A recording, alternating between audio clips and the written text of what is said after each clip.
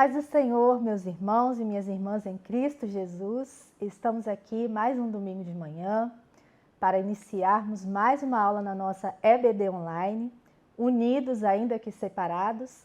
E uma satisfação e um prazer muito grande estar mais uma vez com os irmãos.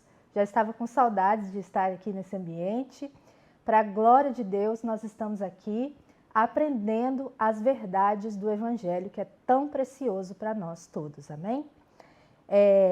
Hoje nós vamos estudar a nossa lição 4 da EBD de adultos, do quarto trimestre, o drama de Jó. Eu quero lembrar vocês todos que estão nos acompanhando pelos nossos canais, de participar hoje do nosso chat ao vivo, colocando lá a sua presença, para o seu professor da sua classe computar a sua presença. E também para você que nos visita e ainda não se inscreveu, se inscreva no nosso canal, nas nossas demais redes sociais. Os links estão na descrição do nosso vídeo. Faça seus comentários, compartilhe essa aula com alguém e curta o vídeo para que aumente o nosso engajamento e para que mais pessoas possam ter acesso à preciosa Palavra de Deus. Amém? Vamos orar para dar início à nossa aula. Deus amado, Pai eterno, nós estamos aqui, Senhor, mais uma vez, unidos no mesmo propósito de aprender a Tua Palavra e que nessa EBD, nesta manhã, o Senhor fale poderosamente ao nosso coração, nesta lição que é uma lição riquíssima, de muita valia para as nossas almas, de muito proveito para os nossos corações, e que o Senhor esteja presente, ainda que nós estejamos distantes. O Seu Espírito Santo nos une em um só coração, em um só corpo, em um só Espírito.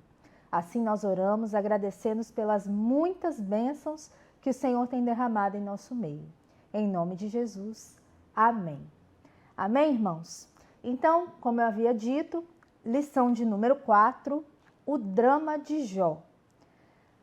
Irmãos, vamos fazer a nossa leitura do texto áureo de hoje, que é o seguinte. Jó 2:21 diz assim: E disse, nu saí do ventre de minha mãe, e nu tornarei para lá. O Senhor deu e o Senhor tomou. Bendito seja o nome do Senhor. Repetindo, Jó 2:21.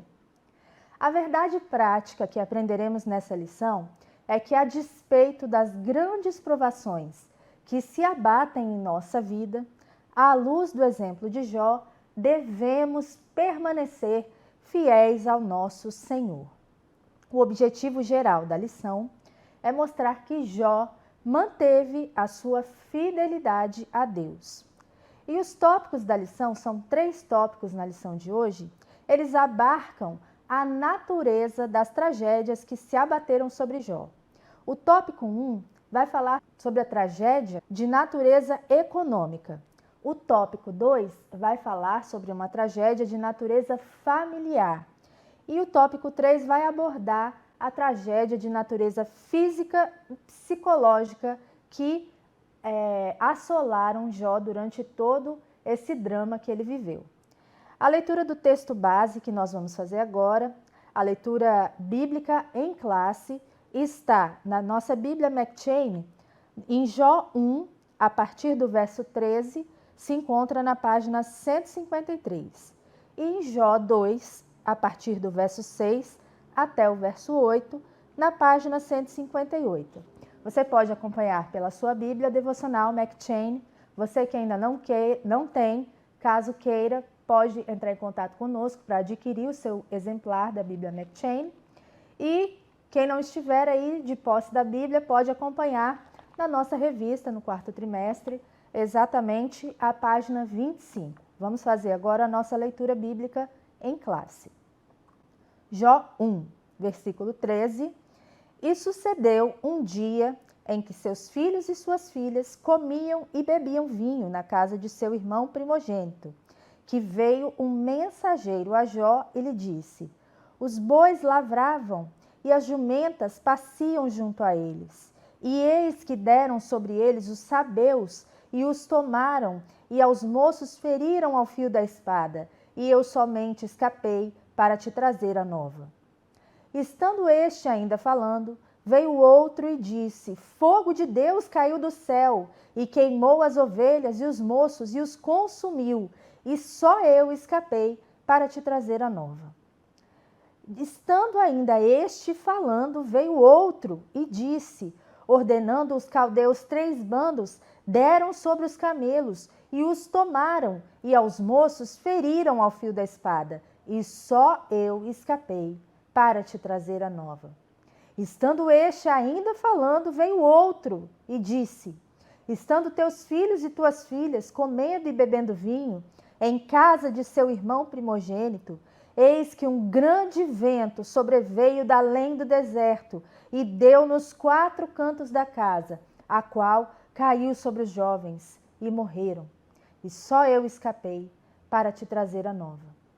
Então Jó se levantou e rasgou o seu manto e rapou a sua cabeça e se lançou em terra e adorou e disse: Nu saí do ventre de minha mãe e nu tornarei para lá.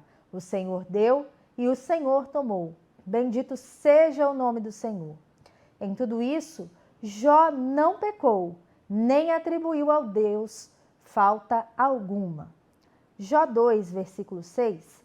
E disse o Senhor a Satanás: Eis que ele está na tua mão, poupa, porém, a sua vida. Então saiu Satanás da presença do Senhor e feriu a Jó de uma chaga maligna, desde a planta do pé até o alto da cabeça.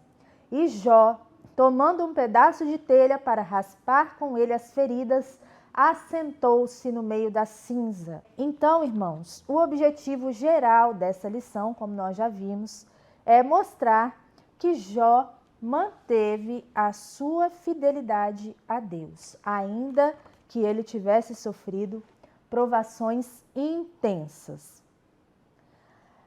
A provação de Jó, na introdução já do nosso texto, a provação de Jó fez com que a sua vida se tornasse um verdadeiro drama. Um drama, uma tragédia enorme, digna dos grandes filmes de Hollywood, não é mesmo? Nos chama a atenção o título da lição, O Drama de Jó.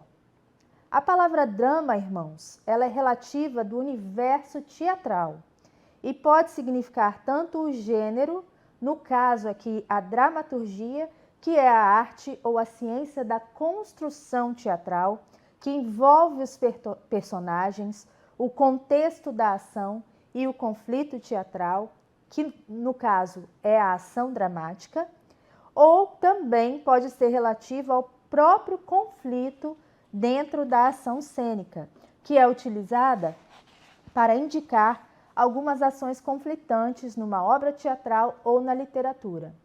A origem do drama remonta ao século V a.C., na Grécia, onde aparecem as relações entre os personagens, com seus conflitos e sem a necessidade de narrador, para que a ação dramática seja compreendida pelo público. Contudo, diferente do teatro ou da novela, que são fruto da imaginação e da fantasia na maioria das vezes, a história de Jó é real. Jó foi um homem, mas não como os demais. Um homem de predicados superlativos. Ele era riquíssimo, ele era pientíssimo, ou seja, o mais piedoso dos homens. Ele era admiradíssimo pelos seus e pelos de fora. Ele era o pai mais zeloso. E quem testemunhou acerca do caráter de Jó não fui eu, nem você, nem nenhum conhecido nosso. Foi o próprio Deus. Jó 1,8 diz assim: E disse o Senhor a Satanás: Observaste tu a meu servo Jó? Porque ninguém há na terra semelhante a ele, homem íntegro e reto, temente a Deus e que se desvia do mal. Jó era realmente, como diz em Eclesiastes 7:28, um homem entre 1000. Ele era realmente diferenciado dos demais. Da condição de homem mais rico e admirado do Oriente, ele tornou-se não apenas um pobre moribundo, mas na visão de seus amigos, um pecador revoltado e arrogante. O sofrimento assolou Jó de igual forma, veio em grau superlativo, como uma tórrida tempestade.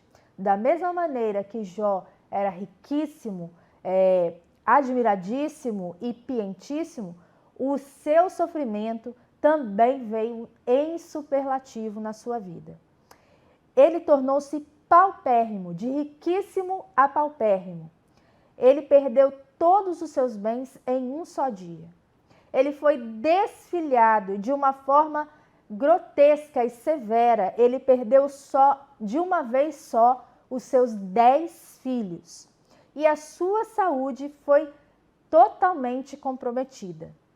De uma vida abastada, piedosa e fraternalmente estruturada, Jó mergulhou em um mar de calamidades. Jó se tornou alvo de um ataque frontal de Satanás, com golpes em todas as áreas vitais da vida humana, sua saúde, seus bens, sua família. Refletir como Jó reagiu a isso tudo é o objetivo dessa lição. Então, nós vamos aí passar, irmãos, para o tópico 1, que diz sobre a tragédia de natureza econômica. O ponto 1 traz um resumo de como era o sucesso de Jó na esfera comercial. Jó era o maior de todos os do Oriente.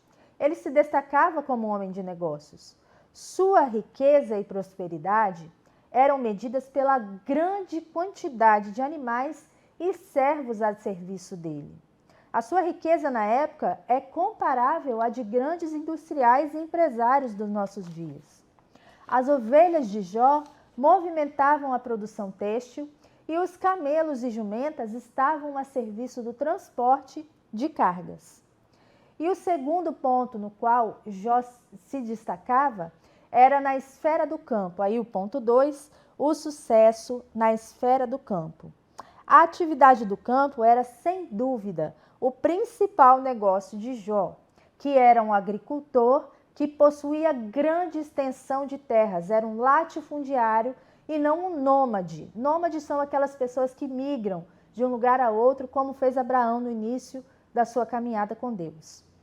Isso é confirmado, pois a palavra hebraica abudá, encontrada apenas em Jó e em Gênesis 26:14, é uma referência direta à lavoura e ao cultivo da terra. Ou seja, irmãos, nas esferas comercial e agrícola, a prosperidade de Jó superabundava. Era algo impressionante. E como descrito em Jó 1:10, era provida pelo próprio Deus. Os pontos 3 e 4 nos mostram os ataques de Satanás, tanto na esfera comercial quanto na esfera do campo. Resumindo esses dois tópicos, o adversário procurou retirar aquilo que, graças ao trabalho duro, Jó havia conquistado. Sem animais de carga, o transporte estava prejudicado e, destruindo a sua fonte de produção de proteínas e de laticínios, o diabo atingiu em cheio toda a fonte de sua riqueza. Era preciso muito equilíbrio e muita confiança para que Jó não se desesperasse diante de um quadro tão sombrio. É importante, irmãos, destacar que nem sempre um empreendimento, uma empresa, um negócio que as pessoas começam, eles quebram, falem por ações malignas. Às vezes acontece de a pessoa ser um mau gerenciador, um mau administrador, ou às vezes se deve à mão invisível do mercado, citando a grosso modo, o Adam Smith. E na ocasião do encontro com Deus, Satanás questiona as razões pelas quais Jó era fiel a Deus. Mas estende a tua mão e toca-lhe em tudo quanto tem, e verás se não blasfema de ti na tua face. Jó 1:11. É nesse momento que Satanás questiona a Deus por que Jó era tão fiel a ele. Porque Segundo Satanás, Deus o abençoava abundantemente. Com esse questionamento, meus irmãos e minhas irmãs, Satanás sugere que a fidelidade de um homem é proporcional à sua prosperidade. Segundo Satanás, a relação de um homem com Deus não passa de uma relação puramente mercantil. Deus permitiu, então, que o pai da mentira tocasse na vida financeira de Jó. Contudo, limitou a sua ação. E disse o Senhor a Satanás: eis que tudo quanto ele tem está na tua mão. Somente contra ele não estendas a tua mão. Isso está no versículo 12, ainda em Jó 1. Nesse ponto, irmãos, temos uma importante lição para refletirmos. E essa lição é: Deus é soberano sobre tudo. Irmãos, é importante que nessa manhã nos fique claro que nós entendamos que Deus e Satanás não são, irmãos, lados opostos de uma mesma moeda. Satanás e Deus não estão em pé de igualdade. Essa é uma visão maniqueísta de embate entre o bem e o mal, e ela é muito simplista. Não reflete a verdade sobre o nosso Deus. Por quê? Porque Satanás, ficou bem claro no texto que nós lemos, Satanás vai somente até onde lhe é permitido. Satanás, de forma alguma, irmãos, pode desafiar o poder de Deus e não coloca em risco a soberania divina, porque ele também está debaixo da soberania do Deus Todo-Poderoso. Satanás toca somente no que Deus lhe permite tocar. Satanás faz somente o que Deus lhe permite fazer. Deus, por sua vez, detém a soberania sobre absolutamente tudo. 1 Crônicas 29, 12 diz o seguinte: e riquezas e glória vêm diante de ti, e tu dominas sobre tudo, e na tua mão há força e poder, e na tua mão está o engrandecer e o dar força a tudo. Irmãos, Deus não tem concorrente, Ele é soberano. Aleluia, glórias ao nosso Deus. A síntese do tópico 1 é: a tragédia da natureza econômica atingiu Jó tanto na esfera comercial quanto na esfera do campo. Então, Jó foi atingido nas duas esferas em que ele atuava na sua vida econômica. E aí, no tópico 2, nós vamos agora fazer a abordagem dessa tragédia de natureza familiar que sobreveio na vida de Jó. Primeiro ponto é sobre os filhos. A tragédia que se abateu sobre Jó foi de fato catastrófica. Jó perdeu em um só dia seus 10 filhos, 7 filhos e 3 filhas.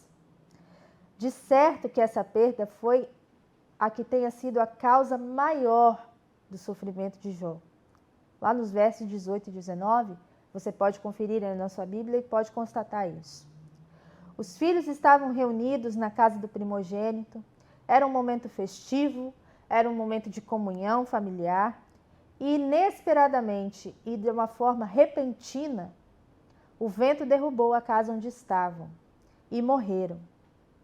É quase impossível, irmãos, mensurar, medir, sequer traduzir com palavras a dor de um pai que enterra no mesmo dia os seus 10 filhos. Ele mal tinha tido tempo, Jó mal tinha se recobrado das notícias que recebera sobre as suas perdas financeiras e agora teria que lidar com a mais excruciante das dores, irmãos, que é perder seus filhos. Eu me lembro com bastante clareza do nosso primeiro retiro, do primeiro retiro que nós tivemos em nossa igreja. Naquele período, irmãos, estavam nascendo em nosso meio, estavam sendo gerados em nosso meio muitos bebês. E foram os primeiros, a primeira leva de crianças da nossa igreja. Era um momento muito especial de alegria para nós, até porque, né, irmãos, Deus operou milagres que muitos de nós, inclusive eu, nunca tínhamos visto como fazer estéril ser alegre mãe de filhos. E após uma das mensagens no decorrer do retiro, eu me lembro muito claramente do pastor Jefferson reunindo todas as mães e as grávidas naquele momento. E ele orou com algo de sobrenatural, com uma força sobrenatural. E a oração dele dizia mais ou menos as seguintes palavras: que essas mulheres aprendam que esses filhos não pertencem a elas, e sim ao Senhor. Que eles não sejam ídolos, e que se porventura o Senhor os tome delas, ainda assim elas glorifiquem ao nome do Senhor. Essa oração, irmãos, ela ficou guardada no meu coração e até hoje ela está guardada no meu coração. Ela me enche de temor sempre que eu me lembro dela. E ela me faz e me fez entender que todas as coisas pertencem a Deus. Será que estamos, irmãos, prontos a devolver nossos filhos a Deus? Será que se hoje Deus pedir a alma de um dos nossos filhos, nós aceitaríamos e daríamos glória a Deus, como fez Jó? O Senhor deu, o Senhor tomou. Será que nos conformaríamos à vontade de Deus para a nossa família? É claro que nós sofreremos, claro que Jó sofreu. Perder um filho é algo calamitoso, mas perder todos de forma inexplicável, como Jó perdeu, é nefasto. Contudo, irmãos, Deus continua no controle. Tenhamos sempre em mente que, ainda que a situação pareça dificílima, impossível de ser resolvida, Deus continua no controle. Aí nós temos então, na continuação do tópico 2, o ponto 2, que fala sobre a esposa de Jó. Jó, ele não perdeu a esposa na tragédia, mas a tragédia fez com que sua esposa se perdesse. Ela não suportou a provação. Essa provação era extrema demais para ela e ela desistiu de Deus. Segundo Claudionor de Andrade, a mulher de Jó limitara-se em receber os benefícios do Senhor sem preocupar em santificar-lhe o nome. Sua fé era puramente utilitarista. No auge do sofrimento, Jó não pôde contar com o apoio e consolo da esposa. A frase, ainda conservas a tua integridade? Amaldiçoa a Deus e morre, que está registrada em Jó 2,9, é atribuída a ela e é uma das mais chocantes do livro de Jó. Muitos autores e comentaristas tentam suavizar, amenizar a fala da esposa de Jó, dizendo que é uma ironia, atribuindo talvez um sentido que essa frase não tem. No entanto, irmãos, a evidência no texto depõe contra esse entendimento.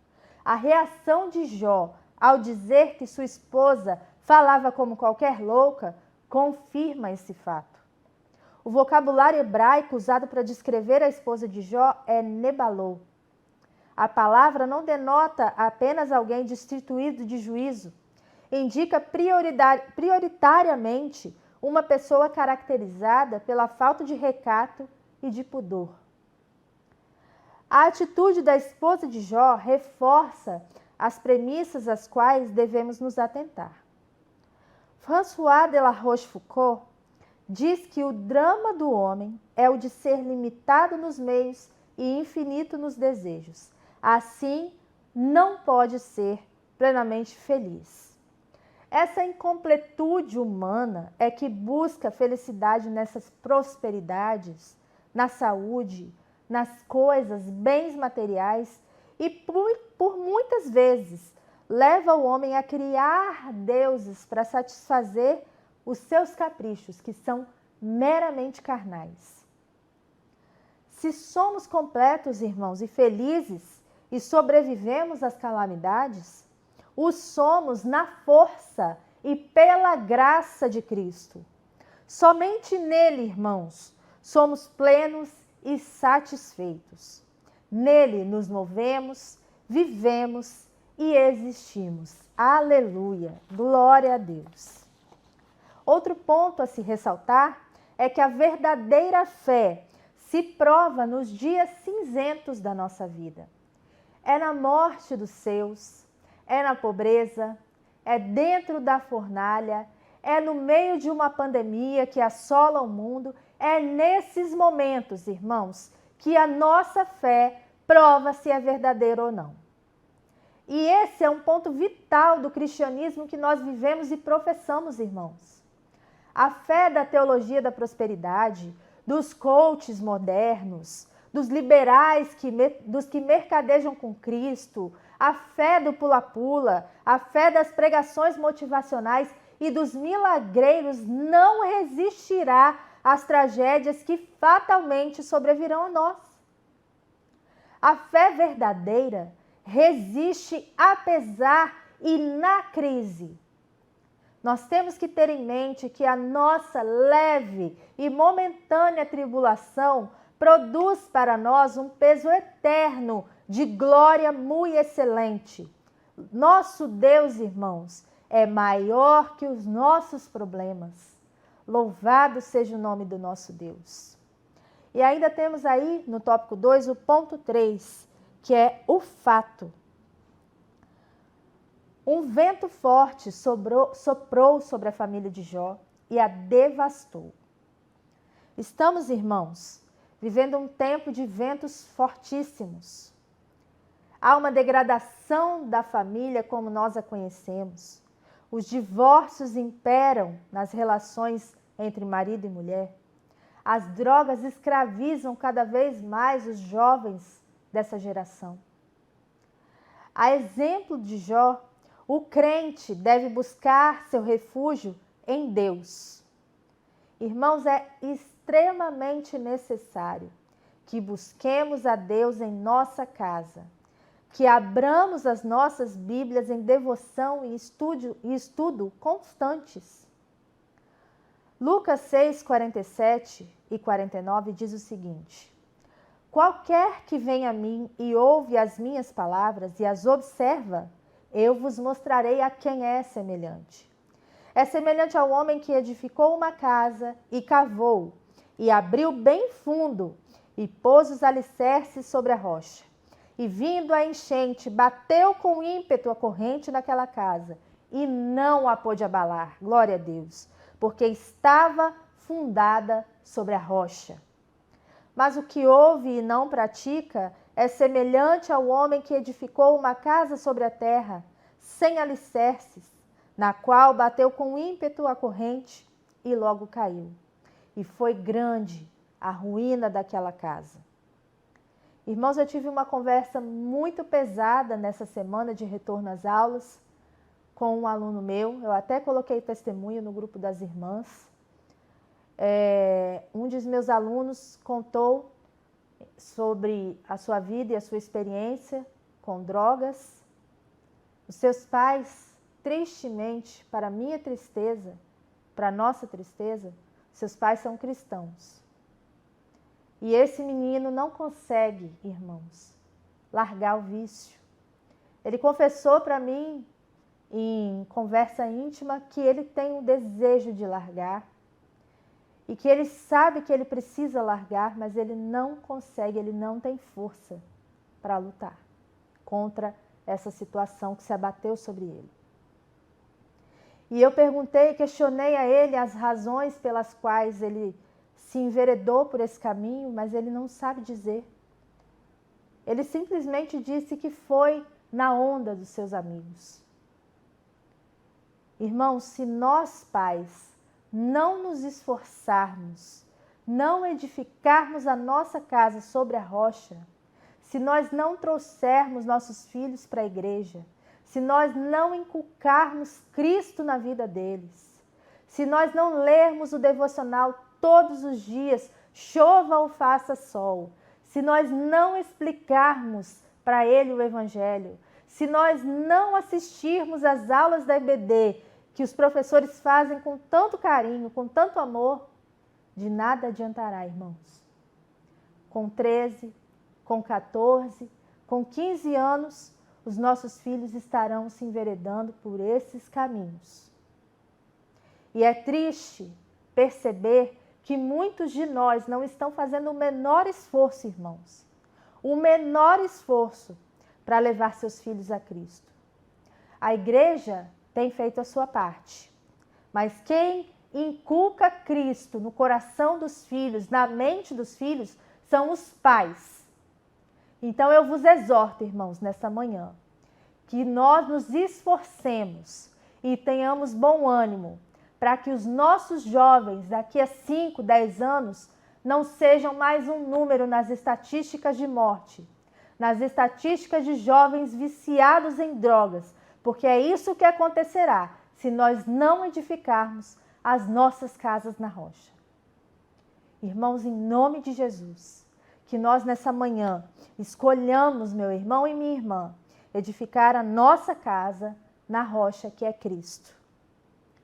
E aqui no tópico 3, irmãos, agora passando já para o tópico 3, nós vamos ver um pouco dessa tragédia de natureza física e psicológica que se abateu sobre a vida de Jó.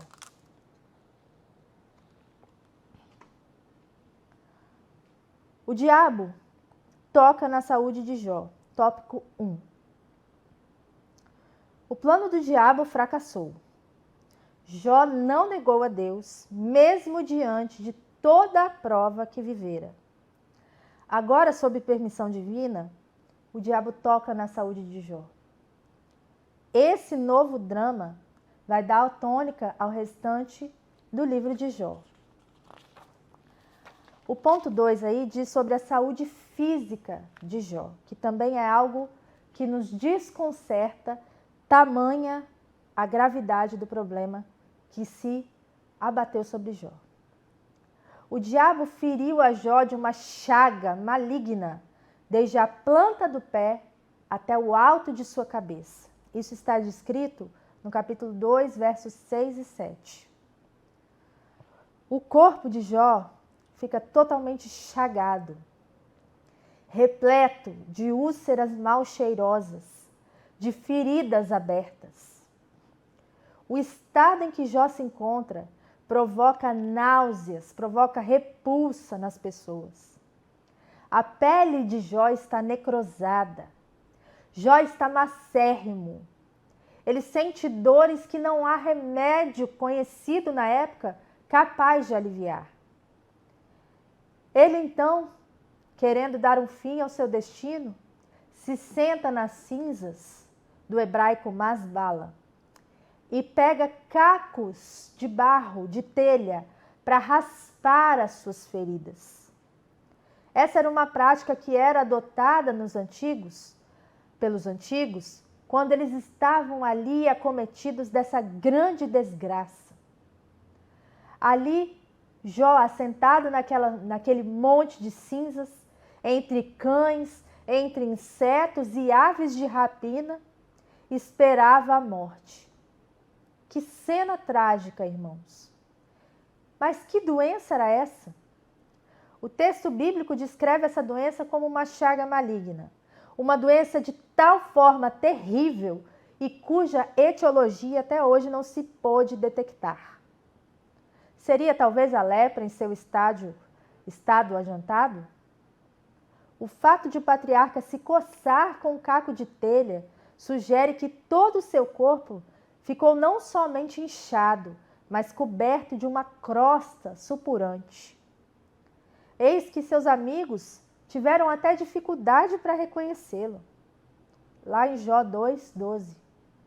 Além disso, o hálito de Jó se tornou insuportável, evidenciando uma rápida metástase dessa doença. Irmãos, eu não sei qual estado que você se encontra. Talvez você que nos visita, você que nos assiste, que está ao alcance da nossa voz nesta manhã, talvez você esteja a sofrer as mais insuportáveis dores. Durante as vigílias da noite, enquanto todos se repousam, todos dormem, você está a se revolver no seu leito, sem achar sequer uma posição confortável. E nessas horas você se pergunta ao médico dos médicos: por que eu, Senhor? Por acaso não te sou fiel desde a mocidade? Então por que, Senhor, todo esse sofrer? Irmãos, eu não posso dizer a você que essa doença é para a vida ou para a morte, eu não tenho esse poder e sequer essa pretensão. De uma coisa, porém, eu tenho certeza, é para a glória de Deus. Se é para a morte, por que o Senhor Jesus ainda não te levou para o céu e te poupou de tanto sofrimento? Se você, irmão e irmã, está nas mãos do oleiro, ele sabe exatamente o tempo em que te levará, nem antes e nem depois. No momento certo, ele o guiará para as regiões celestiais. Glória a Deus. Mas se essa doença, meu irmão e minha irmã, é para a vida, haverá você de se levantar do seu leito e o nome do Senhor será em tudo exaltado. Aleluia, glória a Deus. Apenas, irmão, apenas, irmã, mantenha viva a esperança. Então, nós vamos agora para o ponto 3, que é o ponto da saúde mental. Além de todo o sofrimento físico a que Jó fora submetido, claro, irmãos, ele também experimentou o sofrimento psicológico. Isso pode ser constatado lá no início da sua fala, no Jó capítulo 3, versos de 1 a 14. Ainda que Jó mantivesse a sua fidelidade a Deus, o patriarca amaldiçoou o dia de seu nascimento, e ele não conseguia mais ver razão para que ele fosse celebrado. Jó, que outrora deveras fora abençoado, agora se vê no olho do furacão. Isso certamente, irmãos, o desestabilizou mentalmente. Hernandes Dias Lopes diz que o homem não tem a resposta, sequer tem a solução em suas mãos. Nós, seres humanos, irmãos, dependemos totalmente da intervenção divina. Nós vivemos um tempo, irmãos, em que as pessoas parecem que são feitas de vidro, que quebram muito facilmente. Por muito menos, irmãos, as pessoas têm sido totalmente abaladas em suas convicções, na sua crença, no seu caráter. Mínimas tentações têm feito pessoas desviar-se do caminho de Deus com a facilidade de quem muda de roupa. Provas muito menores que as de Jó têm tirado as pessoas da presença de Deus. Muitas vezes nós vemos cristãos, denominados cristãos, guardando mágoas e rancores por vidas inteiras. Muitas vezes vemos pessoas saindo de igrejas, mudando de igrejas, trocando de igrejas por questões meramente políticas, por questões meramente de não concordar com certas falas ou com certas posturas dos seus líderes. É compreensível, irmãos, que haja desespero em alguém como numa situação de Jó. E as pessoas precisam realmente chorar, as pessoas precisam realmente se entristecer, porque a tristeza, segundo Deus, ela gera vida, ela gera frutos de arrependimento, muitas vezes, e ela é saudável. O enlutar-se não é algo que nós devemos fugir. O crente não é um super ser que passa pelas provações incólume, sem sequer derramar uma lágrima. Não, o crente chora. Mas ele chora para o seu Deus. E como diz aquele hino, quem chora para Deus tem resposta. Deus responde, às vezes numa lágrima, às vezes num gemido. O Espírito intercede por nós. E é nisso que nós temos que manter a nossa esperança, irmãos. É compreensível, então, que alguém se desespere diante das intempéries da vida. A depressão é algo que hoje nós sabemos, lidamos com maior sabedoria, é uma doença, né? E muitas vezes as pessoas têm preconceito, dizem que a pessoa está possessa de demônios, isso pode acontecer também, mas nós sabemos hoje pela ciência, pelos estudos da medicina, que a depressão é uma doença e que qualquer um está sujeito a ter depressão, eu, você, qualquer um de nós. Tudo isso, irmãos, faz parte da nossa condição humana e pecaminosa. Mas em Deus, irmãos, é possível encontrar forças. Tem de bom ânimo. Eu venci o mundo, disse o nosso Jesus Cristo. Ele venceu o mundo. Jesus, no momento da sua crucificação, suou gotas de sangue. Ele clamava repetidamente ao seu Pai: Pai, se possível, passa de mim esse cálice. Contudo, seja feita a sua vontade e não a minha. Que possamos, irmãos, firmar nossa fé de tal forma que oremos como nosso Cristo. Senhor, seja feita a tua vontade na minha vida.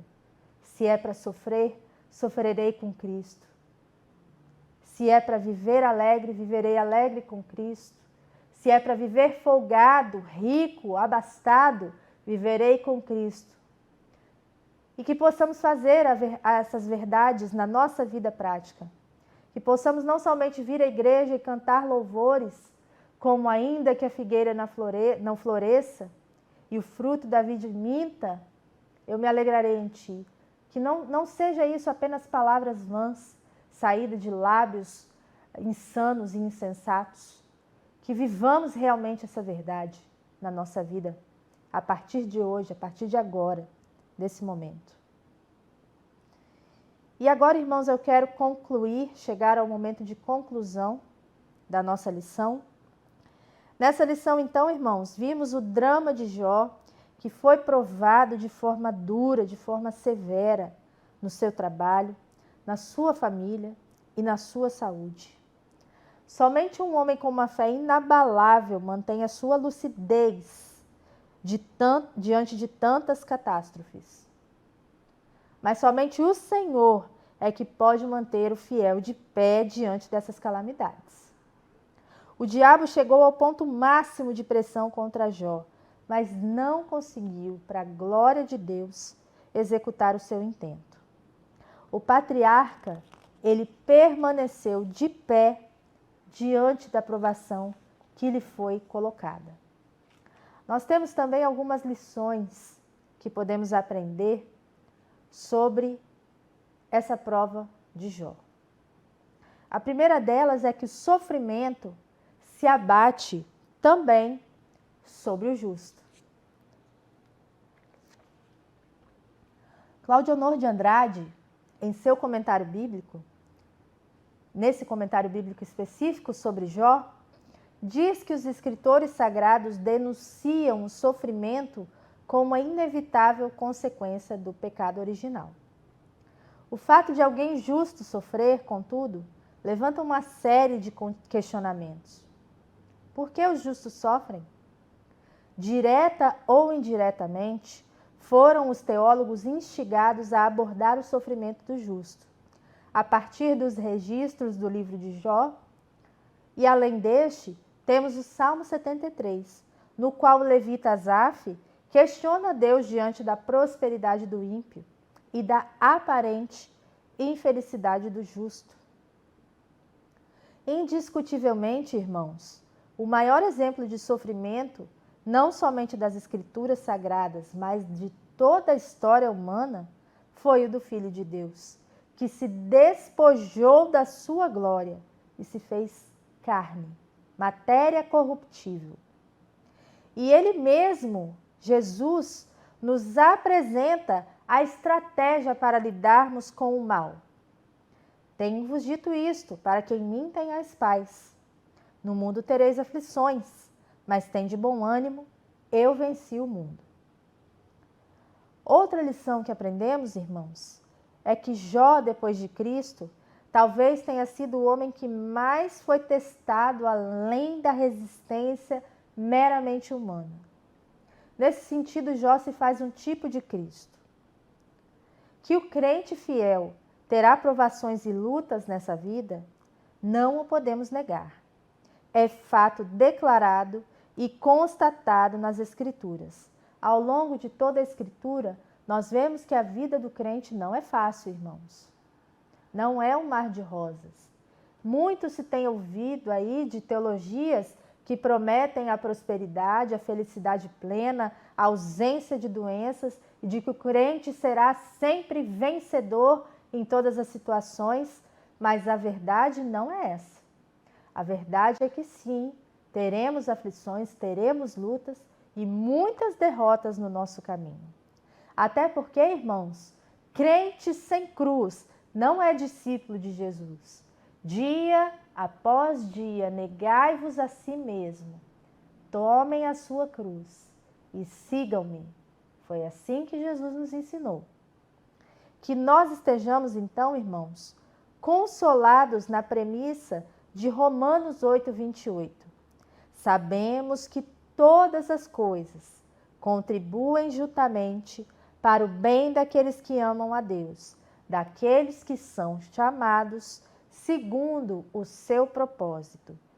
Todas as coisas, as boas e as ruins, contribuem para o nosso bem. Deus é um Pai justo, é um Pai santo, Ele é um Pai que nos ama. Ele sabe a medida que nós aguentaremos, Ele sabe a medida que nós estaremos na sua dependência. E para nos tratar e para nos moldar, Ele faz com que as situações de nossa vida, todas elas, contribuam para o nosso bem. Outra lição. Jó foi provado nos limites da resistência humana, mas permaneceu de pé diante da provação.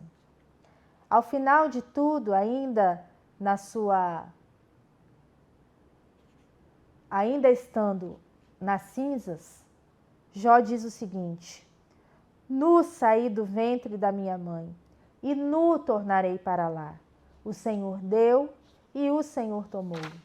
Bendito seja o nome do Senhor. Em tudo isto, Jó não pecou e nem atribuiu a Deus falta alguma. Irmão, se você está passando pelo crisol de Deus, não se desespere. Dessa crise, meu irmão, minha irmã, sairá um ouro mais refinado, mais precioso. Deus sabe como trabalhar as aflições de seus filhos. Por meio dessas aflições, Ele vai nos tratando, nos apurando, nos purificando, enquanto de maneira inexplicável demonstra-nos todo o seu amor. Sim, irmãos, o amoroso Pai quer cinzelar cada um dos nossos sentimentos para nos adequar aos seus planos e aos seus propósitos. Deus está contigo. Você não está sozinho nessa prova. Essa prova é para te fortalecer. É para te fazer a imagem e semelhança de Cristo. Anime-se nessa verdade, meu irmão e minha irmã. Mais uma lição que nós aprendemos é que nas lições seguintes, veremos que Deus não responde de imediato a Jó nas suas orações. Irmãos, não há nada mais triste do que lidar com o silêncio de alguém. E não é fácil, de igual forma, lidar com o silêncio de Deus em meio ao sofrimento. Não é fácil, irmãos, gritar por socorro e escutar apenas o som ensurdecedor do silêncio. Não é fácil, irmãos, orar por uma causa e a resposta não chegar. Muitas vezes, Deus lida conosco por meio do silêncio. Foi assim com Jó. Depois de perder seus bens, seus filhos, a sua saúde, Jó ainda enfrentou a revolta de sua mulher e a incompreensão de seus amigos, como veremos nas lições subsequentes. Jó ergueu aos céus 16 vezes a mesma pergunta: por quê? Por quê? Por quê? A única resposta que recebeu foi o total silêncio de Deus. Jó expôs a sua queixa 34 vezes. Ouviu como resposta apenas o silêncio. E no final de sua trajetória, quando Deus falou com ele, não respondeu sequer nenhuma de suas perguntas. Ao contrário, fez 70 perguntas revelando a sua majestade e o seu poder. Deus, de maneira sobrenatural, restaurou e mudou a sorte de Jó e deu-lhe tudo em dobro e ainda uma vida longeva. Jó viu os filhos dos filhos até a 4ª geração. Quando Deus fica em silêncio, não é assim que nós cantamos? Ele está trabalhando em nosso favor e não contra nós, irmãos. Ele está preparando algo maior e melhor para a nossa vida. Quando Deus fica em silêncio, irmãos, Ele continua sendo nosso Pai onipotente, amoroso e bom. E a última lição, e para mim a mais impactante talvez de todos, talvez seja até a mais difícil, a verdade mais difícil de nós nos apropriarmos nessa manhã, é a que para o crente, irmãos, o mal não é um problema, é uma solução. O mal nos conduz a experimentar todo o bem que o Pai Celeste resolveu-nos em seu amado Filho. Olha que verdade bendita. Albert Horwitz exorta-nos a usufruir proveitos espirituais até do mais atroz sofrimento. E principalmente no sofrimento incompreensível e aparentemente injusto, irmãos, é que se nos oferece a oportunidade de prestar a Deus a homenagem mais tocante e menos indigna dele, a de um fiel e confiante amor. A um coração contrito e quebrantado, irmãos, Deus não desprezará.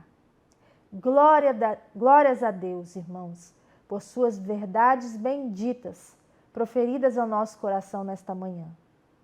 Já estamos caminhando para o final da nossa aula, para a glória de Deus. E hoje, nessa manhã, eu quero convidar você, nesse momento, você tem o privilégio de ofertar para a obra de Deus. Nós estamos agora, irmãos, iniciando um projeto às quartas-feiras, um projeto muito abençoado com os nossos pré-adolescentes, os nossos juniores. Esse projeto, ele vai trazer para a realidade desses jovens, desses adolescentes, os sermões que são expostos na quarta-feira pelo pastor. Então, aquilo que está sendo oferecido como alimento para a igreja, será oferecido também para os nossos adolescentes, para os nossos jovens, de uma maneira contextualizada, na linguagem deles, trazendo uma linguagem mais moderna, mais arrojada e mais dinâmica. Eu convido você a participar com o seu voto nessa manhã, também em prol dessa obra, dessa nova maneira de trazer para os nossos jovens e adolescentes a palavra de Deus de uma forma que eles entendam. Porque nós vemos muitas vezes os nossos adolescentes assistindo ao culto e o cansaço se abate sobre eles, como o pastor muito bem explicou há 2 domingos atrás, não é mesmo? Que as pessoas ficam cansadas muitas vezes. E dessa maneira, nós teremos a oportunidade de fazer com que eles estejam atentos. Irmãos, eu estive na primeira aula. Como foi gracioso, como foi maravilhoso ver os nossos adolescentes e jovens participando, perguntando, entendendo, até porque a irmã que levou a palavra, ela trouxe muitos exemplos, muitas informações do mundo eletrônico, e isso fez com que os nossos jovens ficassem alegres, os nossos adolescentes, na verdade, né? Então eu convido a você a fazer seu voto para essa obra e quero também te convidar agora a ofertar na casa do Senhor. As suas ofertas, as nossas contas estão aparecendo aí no vídeo. Você pode também usar o PicPay através do seu QR Code. E caso você não tenha nenhuma das duas possibilidades, você pode trazer a sua oferta presencialmente no nosso culto logo mais à noite. Amém?